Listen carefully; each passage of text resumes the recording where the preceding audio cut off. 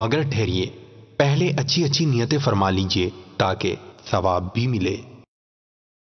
فرمان مصطفیٰ صلی اللہ تعالی علیہ وآلہ وسلم، نیت المؤمن خیر من عملی، مومن کی نیت اس کے عمل سے بہتر ہے اللہ عز و جل کی رضا پانے اور ثواب کمانے کی غرض سے۔ سلسلہ دیکھنے سے پہلے اچھی اچھی نیتیں فرما لیجئے۔ اللہ عز و جل کی رضا کی خاطر علم دین حاصل کروں گا، سیکھ کر دوسروں تک نیکی کی دعوت پہنچاؤں گا، خاص خاص باتیں لکھوں گا، اول تاخر دیکھوں گا۔ نہ جانے مسائل تو علماء سے پوچھیں، یہ حکم مبین ہم کو رب سے ملا ہے، چلو پوچھ کیسے جیے زندگی کو،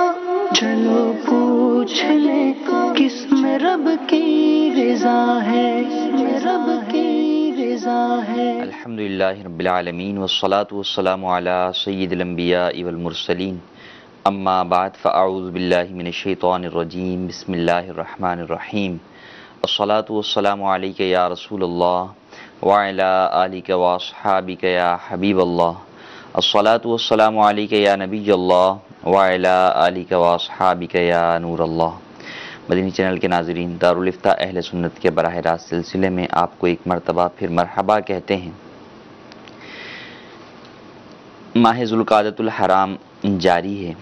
اشہر حج میں بھی اس کا شمار ہے۔ حجاج کرام کے قافلے مکۃ المکرمہ اور مدینہ منورہ کی طرف اپنے ملکوں سے رواں دواں ہیں۔ اس اہم فریضے کی سعادت پانے والے افراد جہاں مکۃ المکرمہ کی طرف جا رہے ہیں، بڑھ رہے ہیں، وہیں انہی ایام میں آگے ماہ ذوالحجۃ الحرام میں دین اسلام کا ایک اہم اور فریضہ قربانی ادا کیا جاتا ہے، اور صاحب استطاعت مسلمان قربانی کی ادائیگی کرتے ہیں۔ یہ قربانی کیا ہے؟ قربانی کے احکام کیا ہیں؟ قربانی کس پر واجب ہے؟ اور قربانی سے متعلق مزید معلومات اور اہم مسائل جاننے کے لیے آپ ہمارا سلسلہ مکمل دیکھنے کی نیت کیجیے۔ انشاءاللہ عز و جل آج اور اس کے بعد والے سلسلے کے اندر ہم اس موضوع کے اوپر کلام کریں گے اور عمومی طور پر لوگوں کو درپیش مسائل پر گفتگو کریں گے۔ اور چونکہ ہمارا یہ سلسلہ بالخصوص بیرون ملک کے ناظرین کے لیے اس وقت پیش کیا جاتا ہے، تو اس میں ہم ان مسائل کے اوپر بات کریں گے جو کہ بیرون ملک میں رہنے والوں کو قربانی کے حوالے سے پیش آتے ہیں، چاہے وہ انفرادی قربانی کا معاملہ ہو یا وہ باہر رہتے ہوئے اپنے ملکوں میں اجتماعی قربانی میں حصہ لیتے ہیں۔ ان تمام امور کے اوپر بات کریں گے۔ ابتداءً درود پاک کی فضیلت سنتے ہیں۔ چنانچہ نبی رحمت شفیع امت صلی اللہ تعالی علیہ وآلہ وسلم کا فرمان عالی شان ہے، جس نے مجھ پر ایک بار درود پاک پڑھا، اللہ تبارک و تعالی اس پر 10 رحمتیں نازل فرماتا ہے، اور جو مجھ پر 10 مرتبہ درود پاک پڑھے، اللہ تبارک و تعالی اس پر 100 رحمتیں نازل فرماتا ہے، اور جو مجھ پر 100 مرتبہ درود پاک پڑھے، اللہ تبارک و تعالی اس کے دونوں آنکھوں کے درمیان لکھ دیتا ہے کہ یہ نفاق اور جہنم کی آگ سے آزاد ہے، اور بروز قیامت اسے شہداء کے ساتھ اٹھایا جائے گا۔ صلو علی الحبیب صلی اللہ تعالی علی محمد صلی اللہ علیہ وآلہ وسلم۔ ابتداءً قربانی سے متعلق احادیث پر ذکر کرتے ہیں۔ چنانچہ نبی رحمت شفیع امت صلی اللہ تعالی علیہ وآلہ وسلم کا فرمان عالی شان ہے کہ یوم النحر یعنی 10ویں ذی الحجہ کے دن ابن آدم کا کوئی عمل خدا کے نزدیک قربانی کرنے سے زیادہ پیارا نہیں، اور وہ جانور قیامت کے دن اپنے سینگ اور بال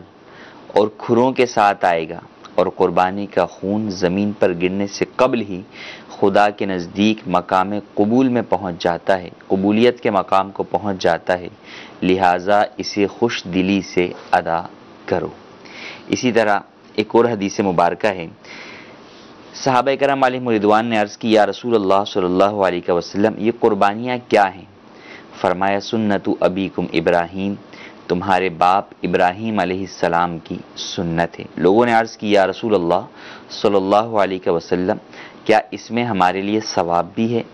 فرمایا، ہاں، ہر بال کے بدلے میں، جانور کے ہر بال کے بدلے میں نیکی ہے۔ لوگوں نے عرض کی، اون کا کیا حکم ہے؟ فرمایا کہ اون کے بھی ہر بال کے بدلے میں ایک نیکی ہے۔ تو پتہ چلا کہ قربانی حضرت ابراہیم علیہ السلام کی سنت ہے، اور سنت پر ادائیگی بھی اس میں ہوتی ہے، اور ساتھ ہی ساتھ مسلمان کے لیے ثواب بھی ہے۔ لیکن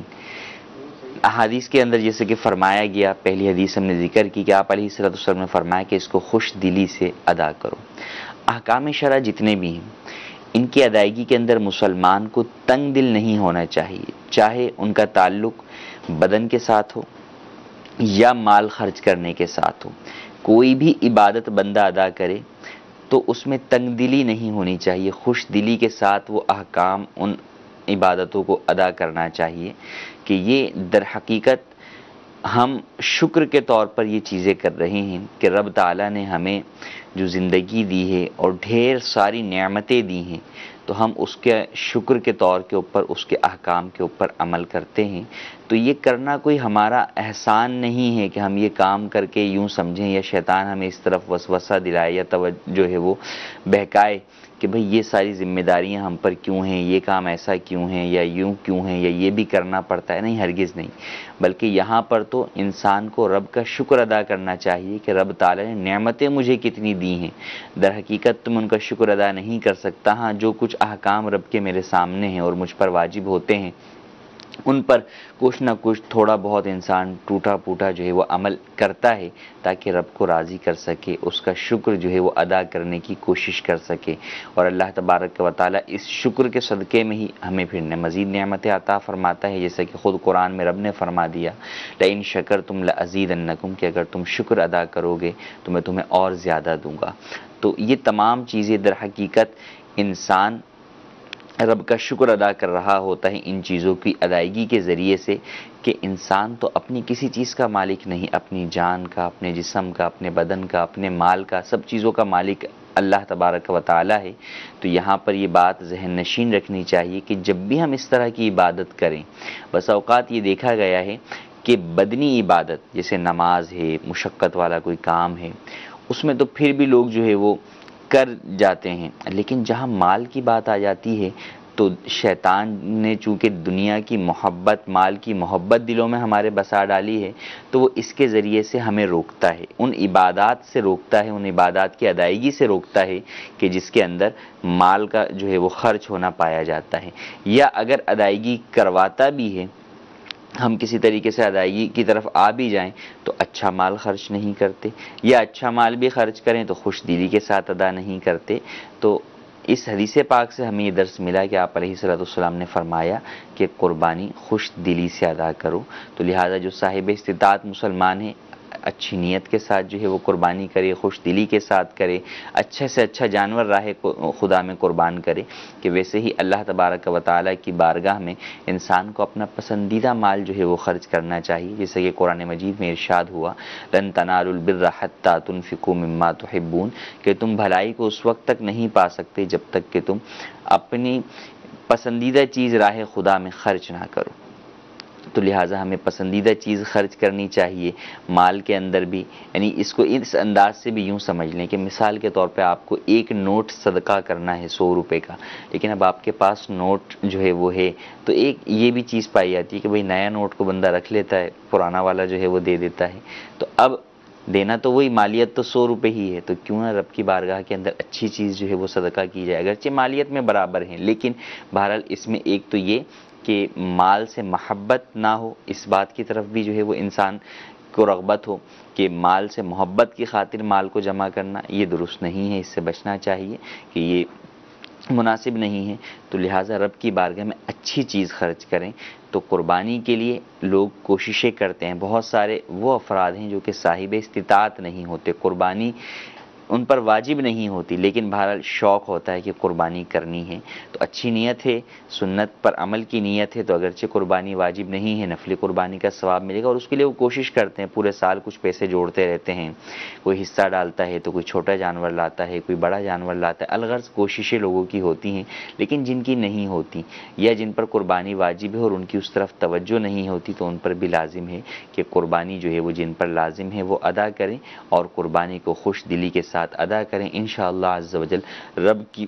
راہ میں خرچ کیا ہوا یہ مال آپ کو نقصان نہیں دے گا بلکہ آپ کے مال میں باعث برکت ہی ہوگا۔ اور اس بات کی طرف بھی اندازہ کیجئے کہ اللہ تبارک و تعالی نے جتنے بھی مالی احکام ہیں ان کے اندر کس قدر جو ہے وہ مسلمانوں کے فائدے ہی فائدے ہیں کہ یہاں قربانی کا جانور آپ نے ذبح کیا، آپ کی قربانی ادا ہو گئی، رب کو تو نہ خون پہنچا نہ گوشت پہنچا، اس کو تو آپ کا دل کا تقویٰ پہنچا ہے، اور وہ گوشت آپ کو استعمال کرنے کی اجازت بھی دے دی گئی کہ آپ خود کھا لیجئے، اپنے دوست احباب کو کھلا دیجئے، دعوت میں کھلا دیجئے۔ اگرچہ مستحب یہ ہے کہ آپ اس کے 3 حصے کریں، ایک حصہ رشتہ داروں کے لیے، ایک حصہ غریبوں کے لیے اور ایک حصہ اپنے اہل و عیال کے لیے، لیکن پورا بھی اگر آپ رکھنا چاہیں تو آپ کے لیے جائز ہے، لیکن نیت گوشت رکھنے کی نہ ہو۔ قربانی کی نیت اگر گوشت رکھنے کی ہوگی تو قربانی نہیں ہوگی۔ نیت در حقیقت تقویٰ ہو، رب کی رضا ہو، قربانی کے فریضے کی ادائیگی ہو۔ اب اس کے بعد جب یہ کام ہو گیا، ذبح ہونے کے ساتھ ہی وہ مقام قبولیت کو پہنچ گیا، اب اس کے بعد وہ گوشت اللہ تبارک و تعالی نے آپ کے لیے حلال کر دیا ہے، آپ اسے استعمال کر سکتے ہیں، کھا سکتے ہیں، جمع کر سکتے ہیں، دعوت میں دوسروں کو کھلا سکتے ہیں۔ تو یہ بھی اللہ تبارک و تعالی کی جو ہے وہ کرم نوازی ہے اس امت کے اوپر کہ بہت سارے وہ احکام جو پچھلی امتوں کے اوپر اس طرح نہیں تھے، اس امت کے لیے بہت آسانیاں کر دی گئی ہیں کہ نبی کریم صلی اللہ علیہ وسلم کی یہ امت پر حضور اکرم صلی اللہ علیہ وآلہ وسلم کے صدقے بڑا احسان ہے۔ تو ہمیں اس پر بھی رب تعالیٰ کا شکر ادا کرنا چاہیے، اور جو بھی عبادات ہیں انہیں خوش دلی کے ساتھ ادا کرنا چاہیے۔ بیرون ملک میں رہنے والے عمومی افراد اجتماعی قربانی کو جو ہے وہ پریفر کرتے ہیں یا اس کو ترجیح دیتے ہیں، اس میں حصہ ڈالنے میں اپنا آسانی سمجھتے ہیں کہ بیرون ملک میں ہر جگہ قربانی کرنا آسان نہیں ہوتا، خود جانور لے کر ذبح کرنا، اور پھر اس کے دیگر معاملات۔ بعض جو غیر مسلم ممالک کے اندر رہنے والے افراد ہیں تو وہ وہاں پر گوشت کا کیا کریں گے، گوشت کس کو تقسیم کریں گے، ساتھ میں رہنے والے مسلمان نہیں ہیں یا ہیں تو بہت تھوڑے ہیں، یا وہ یہ چاہتے ہیں کہ اپنے آبائی گھر کی طرف جو ہے وہ قربانی کر لیں تاکہ وہاں پہ غریبوں کے اندر گوشت تقسیم کر دیا جائے۔ الغرض مختلف جو ہے وجوہات ہوتی ہیں کہ بیرون ملک کے اکثر افراد وہ قربانی کے لیے اجتماعی قربانی کا سہارا لیتے ہیں یا انفرادی قربانی کا بھی سہارا لیتے ہیں، لیکن وہ اپنے کسی عزیز رشتہ دار کے ذریعے سے لیتے ہیں، لیکن بہت بڑا ایک حصہ ہے کہ اجتماعی قربانی کے ذریعے سے اپنی قربانی ادا کرنا چاہتے ہیں۔ اب یہ جاننا ضروری ہے کہ اجتماعی قربانی کے سے پہلے ہمیں کن کن باتوں کا خیال رکھنا ضروری ہے۔ اجتماعی قربانی کرنے والی انتظامیہ یا ادارہ یا تحریک یا تنظیم یا کوئی بھی ڈپارٹمنٹ، اس کی حیثیت شرعی اعتبار سے کیا بنتی ہے، خود اس ادارے یا ڈپارٹمنٹ کو کن باتوں کا خیال رکھنا چاہیے، اور وہ افراد جو اپنی قربانی جیسی اہم عبادت اس کے سپرد کر رہے ہیں انہیں کن چیزوں کو پیش نظر رکھ کر دیکھنا چاہیے۔ جیسے اگر آپ فی زمانہ اگر مختلف چیزوں کے اوپر بات کریں کہ اگر آپ آڈٹ کروا رہے ہیں اپنی کمپنی کا تو آپ آڈیٹر جو بھی دوسری کمپنی ہوگی آڈیٹر، اس کے آپ جو ہے وہ چیزیں چیک کریں گے کہ وہ گورنمنٹ کی طرف سے لائسنس یافتہ ہے نہیں ہے، دیگر جب آپ کو اطمینان ہوگا پھر ہی آپ اپنی کمپنی کا آڈٹ اس کے جو ہے وہ سپرد کریں گے۔ اور اسی طرح اور دیگر معاملات ہیں، تو جس طرح ہم اور دیگر تمام معاملات کے اندر احتیاط کرتے ہیں، عبادات تو اور زیادہ احتیاط کا تقاضا کرتی ہیں، تو ہمیں ان میں بھی خیال رکھنا چاہیے۔ فقط اپنے ذمے سے جان چھڑانے والی بات نہ ہو کہ نہیں جناب ہم نے تو دے دیا، اب وہ غلط کرتے ہیں تو اس کا گناہ ان کے اوپر ہے، نہیں، جب آپ کو پتہ ہے کہ وہ کرنے کی درست صلاحیت نہیں رکھتے تو ان کو دینے کی صورت میں تو آپ بھی گناہ گار ہیں کہ آپ کو معلوم ہوتے ہوئے آپ کی عبادت درست نہیں ہو رہی، تو آپ پر لازم ہے کہ ایسے شخص کو سلیکٹ کریں کہ جو کہ واقعی شرعی مسائل اور احکام جانتا ہو اور ان چیزوں کو پیش نظر رکھتے ہوئے آپ کی عبادت کو درست طریقے سے آپ کا وکیل بن کر، آپ کا نائب بن کر وہ ادا کر سکے، اور آپ جو آپ پر شرعی اعتبار سے ذمہ لازم ہوا قربانی کا اس سے آپ بریء ذمہ ہو سکیں، اس کی ادائیگی میں آپ کما حقہ پورے ہو جائیں۔ تو اس کے لیے الحمدللہ عز و جل دعوت اسلامی کا پلیٹ فارم آپ کے سامنے موجود ہے کہ دعوت اسلامی بھی اجتماعی قربانی کا اہتمام کرتی ہے، بیرون ملک کے لیے بھی کرتی ہے اور اندرون ملک بھی کرتی ہے، اور بیرون ملک کا آن لائن پورا سسٹم ہے، اور بہت ساری شرعی احتیاطوں کو پیش نظر رکھتے ہوئے اجتماعی قربانی کا دعوت اسلامی میں اہتمام کیا جاتا ہے۔ اور الحمدللہ عز و جل دیگر شعبہ جات کی طرح دعوت اسلامی کے اس شعبے کی بھی اپنی ایک اہم خصوصیت ہے، دارالفتہ اہل سنت سے رہنمائی کی روشنی میں اس کے اپنے مدنی پھول مقرر ہیں، باقاعدہ وکالت نامہ ہے کہ ایک ایک فرد کو پڑھ کر بتایا جاتا ہے، ان سے دستخط کروائے جاتے ہیں کہ آپ کس چیز کا وکیل بنا رہے ہیں، ہم کیا کریں گے، کس طریقے سے کریں گے آپ کی قربانی، یہ تمام چیزوں کو پیش نظر رکھ کر کیا جاتا ہے۔ تو اب دعوت اسلامی کی اجتماعی قربانی کی سروس کے ذریعے سے بھی جو ہے وہ اپنی قربانی دعوت اسلامی کے ذریعے سے کروا سکتے ہیں۔ مزید مسائل اور چیزیں بھی ہیں، وہ بھی انشاءاللہ آگے ہم ذکر کریں گے۔ آئیے چلتے ہیں آپ کے کالز کی طرف۔ جی کالز۔ اللہ وبرکاتہ، محمد سرور اطاری ایران کے شہر سے اتن سے عرض کر رہا ہوں، اگر غیر مسلم جانور ذبح کر دے تو کیا قربانی ہو جائے؟ جی، بیرون ملک کے اندر قربانی ہے تو اب بسا اوقات بعض ممالک کے اندر بیرون ملک میں قربانی لوگ کرتے ہیں، سلاٹر ہاؤس کے اوپر، فارم ہاؤسز کے اوپر، مختلف جگہوں کے اوپر، بچریز کے اوپر جو ہے وہ قربانی کا بھی اہتمام کیا جاتا ہے، کیونکہ قربانی اگرچہ مسلمانوں کی ایک عبادت ہے لیکن بہرحال لوگوں نے اس سے بہت سارے اپنے کاروبار بھی وابستہ کیے ہوئے ہیں۔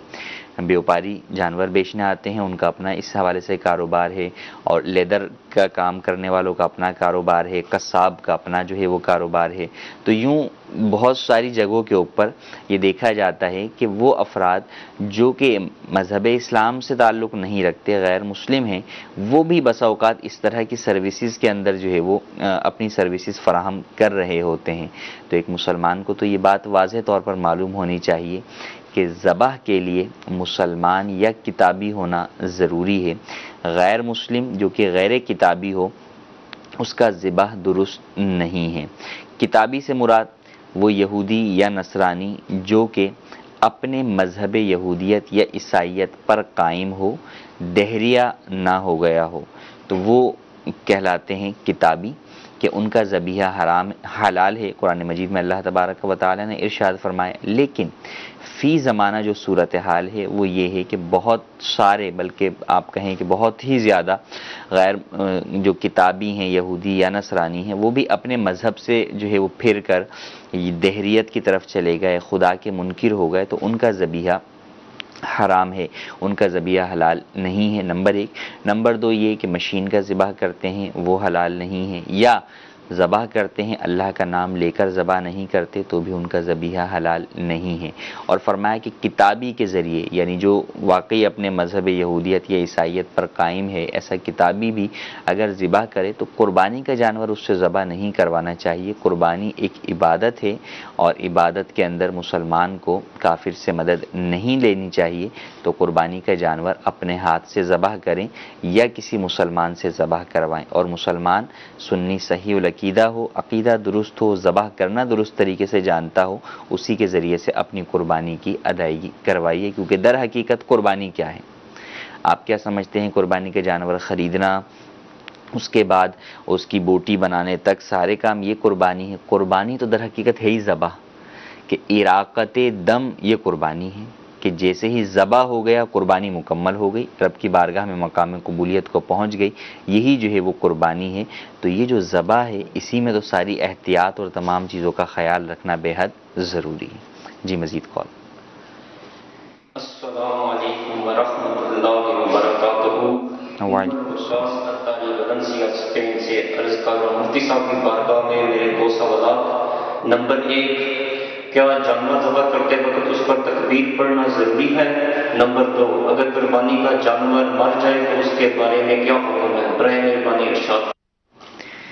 اللہ تبارک و تعالیٰ کا نام لے کر ذبح کرنا یہ ضروری ہے۔ اگر جان بوجھ کر کسی نے نام اللہ تبارک و تعالیٰ کا لینا چھوڑ دیا تو پھر ایسی صورت میں وہ جانور حرام ہو جاتا ہے۔ اللہ تبارک و تعالیٰ کا نام لے کر ذبح کرنے سے ہی وہ جانور حلال ہوگا۔ ہاں اگر بھول سے کسی کے رہ گیا تو وہ جانور حلال شمار کیا جائے گا، لیکن اگر قصداً جان بوجھ کر کسی نے نام خدا ترک کر دیا، اللہ حضور کا نام لینا ترک کر دیا ذبح کے وقت، تو وہ جانور حرام ہو جائے گا۔ دوسرا سوال یہ کہ اگر قربانی کا جانور مر جائے تو کیا حکم ہے؟ قربانی واجب بھی ہوتی ہے، اور قربانی کا وجوب ہے کہ جو صاحب استطاعت مسلمان پر سالانہ قربانی واجب ہے۔ ایک وجوب یہ ہے کہ ایک شخص منت مان لے، وہ صاحب استطاعت مسلمان تو نہیں ہے لیکن وہ منت مانتا ہے کہ مجھ پر جو ہے وہ قربانی واجب ہے اللہ کے لیے ان الفاظ کے ساتھ، اور ایک یہ ہے کہ فقیر ہے، صاحب نصاب مسلمان نہیں ہے، لیکن بہرحال وہ قربانی کی نیت سے جانور خرید لیتا ہے۔ اب ان اعتبار سے جو ہے مسائل جدا ہوتے ہیں۔ جو شخص صاحب استطاعت مسلمان تھا، قربانی کا جانور خریدا، قربانی کرنے سے پہلے اس کا جانور مر گیا،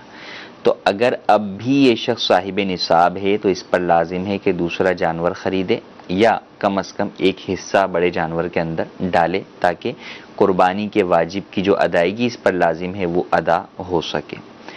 اور اگر اس شخص کے پاس اس جانور کے بعد اتنا مال موجود نہیں کہ اب صاحب نصاب ہو، مثال کے طور پہ جب جانور خریدا تھا اس وقت 1 لاکھ کا مالک تھا، جانور خریدا اس نے 30,000 روپے کا، اب 70,000 کا مالک ہو گیا، بعد میں 25-30,000 روپے اور کسی جو ہے وہ کام میں خرچ ہو گئے، اب جانور مر گیا،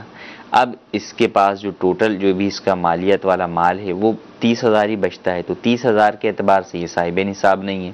تو اب اس پر دوبارہ دوسرا جانور خرید کر قربان کرنا لازم نہیں ہے کہ اب یہ صاحب استطاعت مسلمان نہ رہا۔ اور دوسری صورت جو ہم نے بیان کی کہ وہ شخص جو کہ منت مانتا ہے قربانی کی، یا وہ قربانی کی نیت سے جانور خریدتا ہے، منت مانتا ہے تو بہرحال اس کے اوپر قربانی کرنا ہی واجب ہوگا، دوسرا جانور خرید کر قربانی کرے گا۔ اور اگر قربانی کی نیت سے کسی شخص نے جانور خریدا اور وہ مر گیا تو اب اس کے اوپر دوبارہ دوسری قربانی کرنا واجب نہیں ہوگا، اس پر اسی جانور کی قربانی لازم تھی، اگر وہ مر گیا تو اب اس پر دوسرے جانور کی قربانی لازم نہیں ہوگی۔ جی مزید کال۔ السلام علیکم، قمر عباس ستاری گریز کے شہر ایتھن کلونو سے بات کر رہا ہوں۔ میرا مفتی صاحب سے سوال یہ ہے، کیا جانور مشین کے ذریعے ذبح کیا جائے قربانی ہو جائے گی؟ بیرون ملک کے اندر کئی ممالک کے اندر ذبیحہ مشین کا ہوتا ہے کہ جانوروں کو مشین کے ذریعے سے ذبح کیا جاتا ہے۔ اب وہ مشین یا تو خود بخود جو ہے وہ چلتی ہے، یا یہ کہ بسا اوقات یوں بھی کہ کوئی شخص جو ہے وہ اس کے بٹن کے اوپر ہاتھ رکھ کر کھڑا ہوتا ہے اور وہ بسم اللہ پڑھ کے بٹن چلاتا ہے اور یوں وہ مشین ذبح کرتی ہے۔ تو یہ بات یاد رہے کہ مشین کا ذبیحہ ناجائز ہے، مشین کا ذبیحہ حرام ہے، اس کی ہرگز اجازت نہیں ہے۔ ذبح کرنے کی جہاں شرائط ہیں اس کے اندر یہ بھی شرط ہے کہ ذبح کرنے والا عاقل ہو، کہ وہ شخص عقل مند ہو۔ مشین کے اوپر عقل کی کوئی وہ تعریف صادق نہیں آتی، وہ عاقل نہیں ہے، لہٰذا اس کا ذبیحہ حلال نہیں ہے، تو اس کی ہرگز اجازت نہیں ہے۔ لیکن یہ فقط تعلق ہے ذبح تک۔ اگر ذبح جو ہے وہ مسلمان اللہ کا نام لے کر ہاتھ سے کر دیتا ہے، اب ذبح کے بعد اس کا کھال اتارنا یا اس کی جو ہے وہ ہڈیاں یا اس کی بوٹیاں وغیرہ مشین کے ذریعے بنوائی جاتی ہیں تو اس میں حرج نہیں ہے۔ کچھ میسیجز کی طرف بھی ہم بڑھتے ہیں۔ ایک سوال یہ ہے کہ قربانی کس کس پر واجب ہوتی ہے؟ قربانی کی شرائط ہیں، ان شرائط میں سے مسلمان ہونا، عاقل ہونا، بالغ ہونا اور مقیم ہونا، کہ مسافر پر قربانی لازم نہیں، اور صاحب استطاعت مسلمان ہونا۔ صاحب استطاعت سے مراد یہ کہ اس کی ملکیت میں 7.5 تولہ سونا یا 52.5 تولہ چاندی ہو، یا 52.5 تولہ چاندی کی مالیت کے برابر حاجت اصلیہ سے زائد مال ہو کسی بھی قسم کا، چاہے وہ مال نامی ہو یا غیر نامی ہو، ایکسٹرا سامان ہے یا پلاٹ ہے اس کے اوپر یہ رہائش جو ہے وہ نہیں رکھتا، تو اگر اس کی مالیت بھی 52.5 تولہ چاندی کو پہنچتی ہے تو قربانی اس شخص کے اوپر واجب ہوگی۔ یوں ہی زکوٰۃ اور قربانی کے معاملے کے اندر فرق ہے، اس چیز کو پیش نظر رکھنا ضروری ہے۔ بہت سارے وہ افراد ہیں جن پر زکوٰۃ لازم نہیں ہوتی، لیکن بہرحال قربانی لازم ہوتی ہے، کیونکہ قربانی کا نصاب جدا ہے، قربانی میں مال نامی کی شرط نہیں ہے، تو گھر کا اضافی سامان ہے، حاجت اصلیہ سے زائد ہے، اب اگر اس کی مالیت بھی نصاب کی مقدار کو پہنچتی ہے تو اس کی وجہ سے قربانی لازم ہوگی۔ ایک سوال یہ ہے کہ کیا کسی کی طرف سے قربانی کرنی ہو تو نیت کس طرح کریں گے؟ قربانی اگر کسی شخص زندہ شخص کی طرف سے کر رہے ہیں کہ اس کی طرف سے قربانی، اس پر قربانی واجب ہے، تو اولاً تو اس سے اجازت لے کر کریں گے، تو اجازت لے کر اس کی طرف سے ذبح کر دیا جائے گا۔ ذبح کے بعد دعا پڑھی جاتی ہے، اس میں جو ہے وہ اللہم تقبل منی کہا جاتا ہے کہ میری جانب سے قبول فرما یا اللہ اس قربانی کو، تو وہاں پر یوں کہہ دیا جائے کہ اللہم تقبل من فلاں، فلاں کی طرف سے قبول کر، ورنہ اصل جو نیت ہے وہ کافی ہے ذبح سے پہلے کہ یہ فلاں کی طرف سے یہ جانور ذبح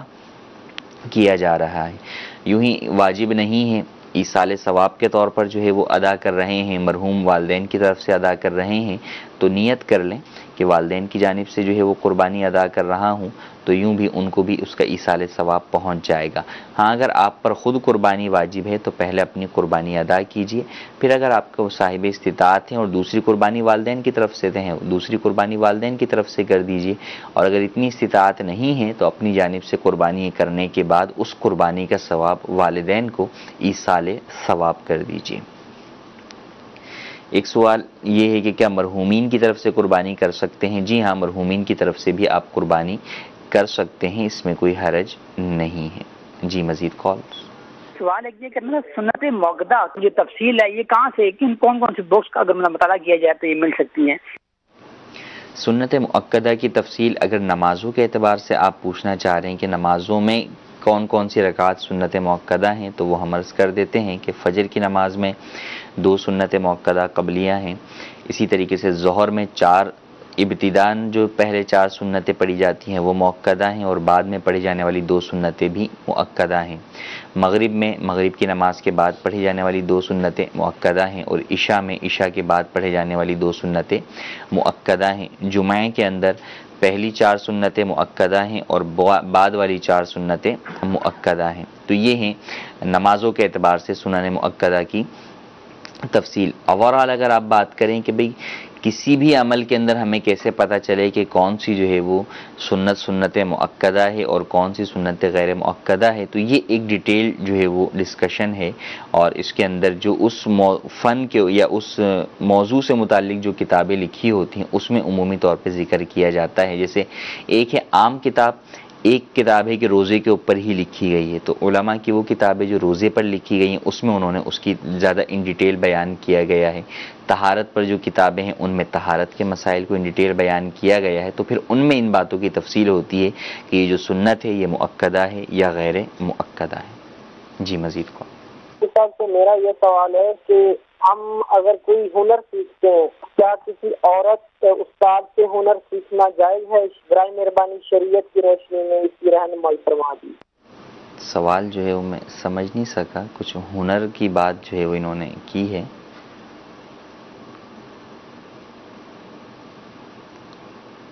اچھا، لیڈیز سے جو ہے وہ کوئی ہنر سیکھ سکتے ہیں یا نہیں سیکھ سکتے؟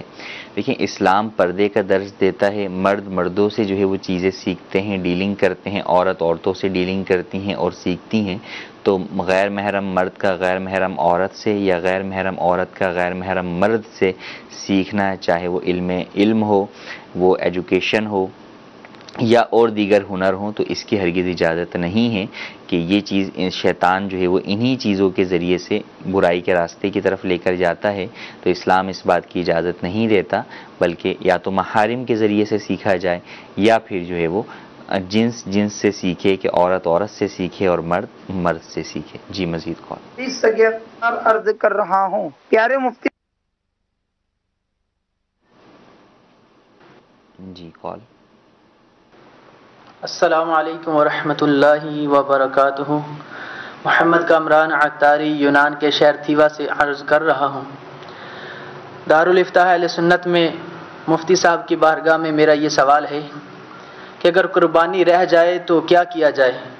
برائے کرم رہنمائی فرما دیجیے، جزاک اللہ خیرہ۔ السلام علیکم ورحمۃ اللہ وبرکاتہ۔ قربانی واجب ہوئی اور پھر قربانی ادا نہ کر سکے تو اب کیا کریں؟ آئندہ سال قربانی کر لیں؟ ایسا نہیں، قربانی آئندہ سال نہیں ہو سکتی، بلکہ اب اگر اس شخص نے قربانی کا جانور خرید لیا تھا اور قربان نہ کر سکا تو وہ زندہ جانور ہی صدقہ کر دے، کسی شرعی فقیر کو دے دے۔ شرعی فقیر یعنی مستحق زکوٰۃ کے اس کی ملکیت میں 52.5 تولہ چاندی کی مالیت کے برابر حاجت اصلیہ سے زائد کسی بھی قسم کا مال نہ ہو اور وہ سید اور ہاشمی خاندان سے تعلق نہ رکھتا ہو، اور اگر جانور خریدا ہی نہیں تھا تو پھر ایک بکری کی قیمت صدقہ کرنا لازم ہوگا۔ ایسے بکری یا بکرا کہ جس میں قربانی کی شرائط پائی جائیں، عیوب سے پاک ہو، اس کی جو قیمت بنتی ہے اس قیمت کے اعتبار سے وہ قیمت آپ کو شرعی فقیر کو صدقہ کرنی ہوگی۔ یہ نہیں ہو سکتا کہ کوئی شخص جو ہے وہ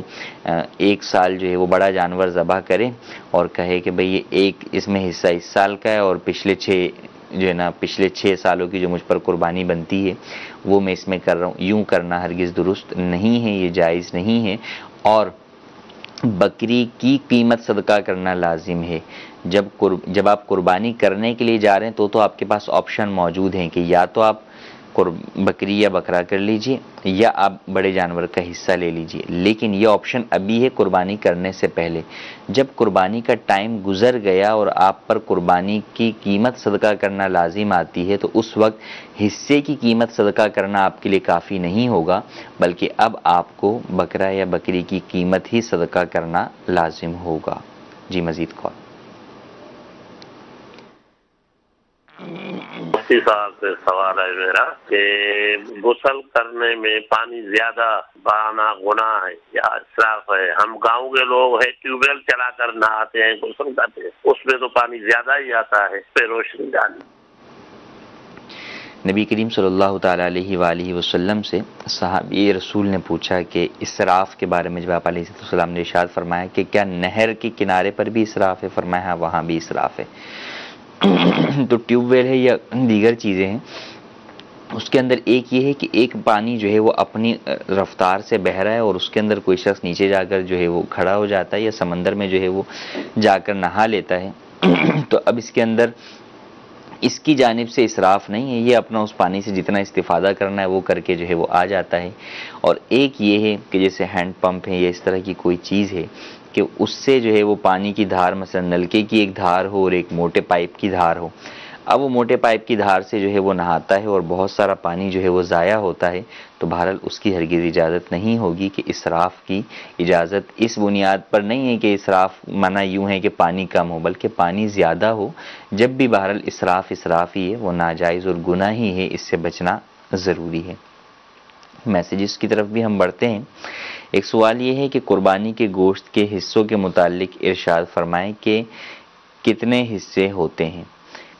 قربانی کے گوشت کے 3 حصے کرنا مستحب ہے، ایک حصہ غرباء کے لیے، فقیروں کے لیے، ایک حصہ رشتہ داروں کے لیے اور ایک حصہ اپنے اہل و عیال کے، لیکن یہ مستحب ہے، واجب نہیں ہے۔ اگر کوئی شخص پورا گوشت بھی اپنے اہل و عیال کے لیے رکھ لیتا ہے یا پورا گوشت ہی بانٹ دیتا ہے یا پورا گوشت ہی رشتہ داروں میں تقسیم کر دیتا ہے تو اس میں کوئی حرج نہیں ہے۔ ایک سوال یہ ہے کہ قربانی کا جانور بیمار ہو جائے تو کیا حکم ہے؟ قربانی کا جانور بیمار ہو جائے تو اس کی عیادت کر لیں، یعنی اس کا علاج جو ہے وہ کر لیں، علاج وغیرہ اس کا جو ہے وہ کروایا جا سکتا ہے، اور اگر وہ جانور مرنے کے قریب ہو تو پھر اسے بہرحال ذبح بھی کیا جا سکتا ہے۔ اب جب ذبح کریں گے تو اگر وہ غنی تھا، غنی کے اوپر اس کی قربانی جو ہے وہ غنی شخص تھا، تو اب وہ غنی شخص تو اس کا گوشت جو ہے وہ کھا بھی سکتا ہے، دوسروں کو بھی کھلا سکتا ہے، لیکن اگر فقیر تھا کہ اس کے اوپر قربانی واجب نہیں تھی، اس نے قربانی خرید کر اپنے اوپر جو ہے واجب کی یا منت کی تھی، تو پھر بہرحال اس کو اس کا گوشت جو ہے وہ صدقہ کرنا ہوگا۔ جی مزید کال۔ میرا نام محمد اجمل اتاری ہے، میں یونان کے شہر خلقیدہ سے عرض کر رہا ہوں۔ مفتی صاحب کی بارگاہ میں ایک سوال عرض کرنا تھا۔ سوال یہ ہے کہ اجتماعی جو قربانی ہے اس میں حصہ لینے والوں کو کن کن باتوں کا جو ہے وہ خیال رکھنا چاہیے؟ اجتماعی قربانی میں حصہ لینے والوں کو سب سے پہلے تو اس بات کا خیال رکھنا ضروری ہے کہ آپ جس کے پاس حصہ ڈال رہے ہیں وہ کون ہے، وہ قربانی کے مسائل کو جانتے کتنا ہیں، اجتماعی قربانی کے معاملات کو کتنا دیکھتے ہیں، آیا وہ فقط کاروباری غرض سے ہی یا کھال کی غرض سے ہی تو فقط کام نہیں کر رہے، مسائل کا ان کو علم ہی نہ ہو، تو کہیں ایسا نہ ہو کہ اس چیز سے غفلت کی وجہ سے آپ کی قربانی ہی ضائع ہو جائے، انہیں کھال تو مل جائے لیکن آپ کی قربانی ادا نہ ہو۔ اگرچہ وہ بھی گنہگار ہوں گے لیکن بہرحال آپ پر بھی تو احتیاط ضروری ہے کہ اپنی عبادت کی ادائیگی اس طریقے سے کروائیں کہ وہ درست طریقے سے ادا ہو سکے۔ تو سب سے پہلے اس سلیکشن میں اس بات کا خیال رکھنا ضروری ہے کہ جن کو آپ دے رہے ہیں کہ میری طرف سے قربانی ادا کر دیں، تو کیا واقعی وہ ان تمام چیزوں کو، مسائل کو جانتے ہیں، یہ چیک کرنے کے بعد ہی آپ کسی کو اپنی قربانی ادا کرنے کا ذمہ دیں. اور پھر قربانی، اجتماعی قربانی میں جو کرنے والے افراد ہیں، اجتماعی قربانی کو جو مینیج کرتے ہیں، ان کو یہ بات ذہن نشین رکھنی چاہیے کہ اکثر صورتوں کے اندر جو ان کا پاس لوگوں کا مال ہوتا ہے کیش کی صورت میں، بعد میں جانور آنے کی صورت میں، ان تمام چیزوں کے اندر یہ ساری چیزیں ان کے پاس بطور امانت ہوتی ہیں. تو امانت کی حفاظت کے اپنے احکام ہیں، ان کا خیال رکھنا ضروری ہے. پھر کون سا جانور کن شرکاء کا ہے، اس کی تعیین جو ہے وہ یہ ضروری ہے. خرید و فروخت کے اندر احتیاط ضروری ہے کہ مارکیٹ کے حساب سے ہی خریدا جائے. یہ نہ ہو کہ اپنے اناڑی پن کی وجہ سے یا عدم تجربہ کار نہ ہونے کی وجہ سے 50,000 والا جانور 1 لاکھ روپے کا خرید کے لے آئیں اور حصے داروں کے اوپر اس کے پیسے جو ہے وہ چڑھا دیے جائیں. تو اس طرح کی غفلتیں کرنے والے افراد نہ ہوں، بلکہ ان تمام معاملات کے اندر احتیاط کرنے والے ہوں. یوں ہی مسائل کو جاننے والے ہوں، افواہوں کی بنیاد پر مسائل پر عمل کرنے والے نہ ہوں کہ جناب بیوپاری نے کہہ دیا کہ یہ جانور تو 2 سال کا ہے، آپ اس کی کر سکتے ہیں، تو آپ لے کر آ گئے. بعد میں پتہ چلا کہ جناب جو ہے وہ اس کے اوپر تو قربانی نہیں ہو سکتی. تو یہ چیزیں ہوں کہ ان کو یہ سارے معاملات معلوم ہوں. وہ فقط دیکھا گیا یعنی اس طرح کا کہ بعض لوگ جو ہے وہ ان چیزوں کے اندر آگے بڑھ کر پیش تو ہوتے ہیں، لیکن ان چیزوں سے ناواقف ہوتے ہیں. بلکہ ایک دفعہ کا مجھے یاد پڑتا ہے کہ وہ قربانی کا جانور لے کر آ گئے اور رابطہ کیا انہوں نے مجھ سے بھی، تو وہی کہ وہ 2 دانت والا جو ہے وہ جانور نہیں تھا. تو ان کا یہ کہنا تھا نہیں مفتی صاحب دیکھنے میں بڑا ڈیل ڈول والا ہے اور بڑا بھاری فربا سا ہے، یہ تو 3 سال کا ہی جو ہے وہ لگتا ہے. تو بھائی وہ اس کی آپ کو جسامت تھوڑی دیکھنی ہے، آپ کو اس کی عمر دیکھنی ہے. تو اب عمر اور جسامت 2 الگ الگ چیزیں ہیں. تو جسامت کی بنیاد کے اوپر فیصلے کر رہے ہوتے ہیں کہ نہیں یہ جانور 2 سال کا ہوگا، 3 سال کا ہوگا. تو وہ افراد جو یہ کام کرنے جا رہے ہیں ان کو یہ پتہ تو کہ مسئلہ کیا ہے، کس جانور کو لینا ہے، کون سا اس معیار پر اترتا ہے، کون سا نہیں اترتا. پھر کون سے خرچے آپ کر سکتے ہیں. اگر خدا نہ خواستہ، اور ہوتا ہے ایسا نہیں کہ ایسا ہوتا نہیں ہوگا، ہم وہ بات کر رہے ہیں کہ جو ہو ہی نہیں سکتی ہو. کوئی جانور مر گیا، اب وہ کس کا مرا ہے. اگر آپ جو ہے وہ 49 جو ہے وہ آپ پرسنس کے لیے قربانی کے جو ہے وہ 7 جو ہے وہ جانور لے کر آئے ہیں بڑے، ان میں سے ایک مر گیا، اگر آپ نے یہ تعیین نہیں کی کہ یہ جانور کس کا ہے تو اب کیا ہوگا. اچھا پھر یہ جو آنے جانے کے اندر اخراجات ہوتے ہیں، خدا نہ خواستہ کسی کی رقم چوری ہو گئی، چھن گئی، اب اس کے اپنے معاملات ہیں کہ اب وہ کس کی طرف جائیں گے، کس سے لیا جائے گا، کس پر تاوان بنے گا. تو یہ بہرحال ایک پورا ایک سسٹم ہے کہ اس کو پہلے قربانی جو افراد کر رہے ہیں، اجتماعی قربانی مینیج کر رہے ہیں، وہ سیکھیں. دیکھیں سمپل سی بات ہے، دنیا کے اندر بھی ایک کام ہوتا ہے آپ کا اپنا کام تو انسان کرتا ہے نا، اس میں کوئی غلطی بھی ہو جاتی ہے تو اسے بھی پھر مینیج کر لیا جاتا ہے. لیکن جب آپ بنتے ہیں دوسروں کے بڑے کہ آئیے میں آپ کا جو ہے وہ کام کر دیتا ہوں، میں آپ کا کام کروا دیتا ہوں، تو اب بہرحال جب آپ بڑے بنے ہیں تو پھر بڑے بننے کے تقاضے پورے کرنے ہونے چاہیے اور آپ کو وہ چیزیں بھی آنی چاہیے. یہ نہ ہو کہ آپ جو ہے وہ دوسروں کی قربانیاں داؤ پر لگا دیں. آپ ضرور کھال کے لیے اور دیگر اچھا کھال سے قطع نظر بھی بعض لوگ اس لیے بھی کرتے ہیں کہ یار چلیں دیگر لوگوں کو آسانی ہو جائے گی، قربانی ہو جائے گی، درست طریقے سے ہو جائے گی. ٹھیک ہے اچھی بات ہے، لیکن ایسا نہ ہو